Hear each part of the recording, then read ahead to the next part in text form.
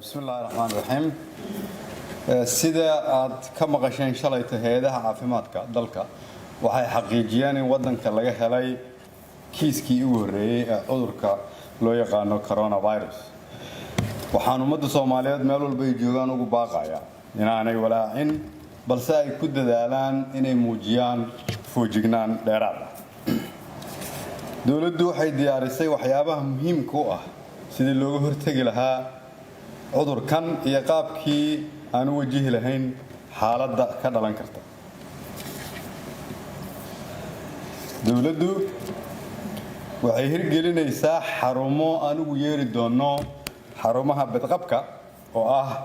xarumo aan rabno in lagu haayo dadka aan isleenahay waa in la karantiilaa inta la hubinayo caafimaadkooda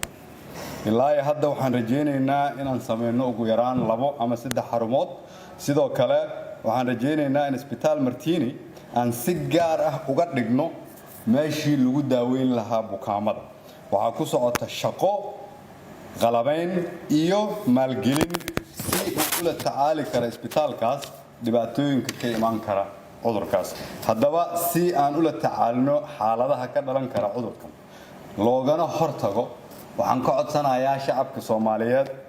dhammaan meel walba ay joogaan inay raacaan talooyinka ay bixinayso wasaaradda caafimaadka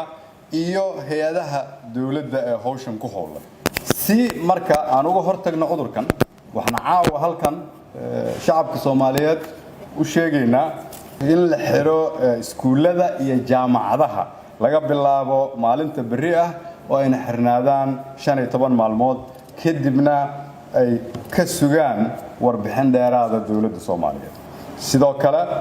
waxaan soo jeedinaynaa in la joojiyo dhammaan kulamada waaweyn xafladaha iyo isku soo baxyada fagaarayaasha si looga hortago cudurkan foojignaantana aan u xoojino dawladdu waxay kala shaqaynaysaa arrinkan dhammaan qaybaha kala duwan ee bulshada si aan u muujino wax ka qabadka cudurkan waxay xukuumaddu maantay meel gaar ah dhigtay $5 milyan oo ah lacagtii ugu horeysay oo u qoondeyno oo lagu la tacaali doono cudurkan lacagtaas waxa uu qaban doonaa qof walba Soomaaliyeed oo dhibaato ka soo gaarta cudurkan meel walba oo ay dalka ka joogaan hadii Ilaahay yiraahdo sidoo kale waxaan wada hadal kula jirnaa hay'adaha dhaqaalaha adduunka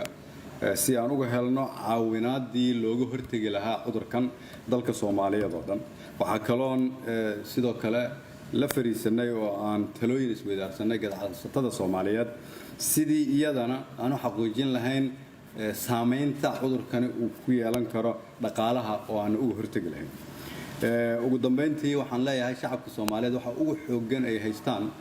waa iimaankooda aqoonidooda iyo diintooda inaan duceysano ilaahay ku xirnaano ilaahay barano ayaan soo jeedinayaa waan idin mahad celinayaa kulligiin wasalaam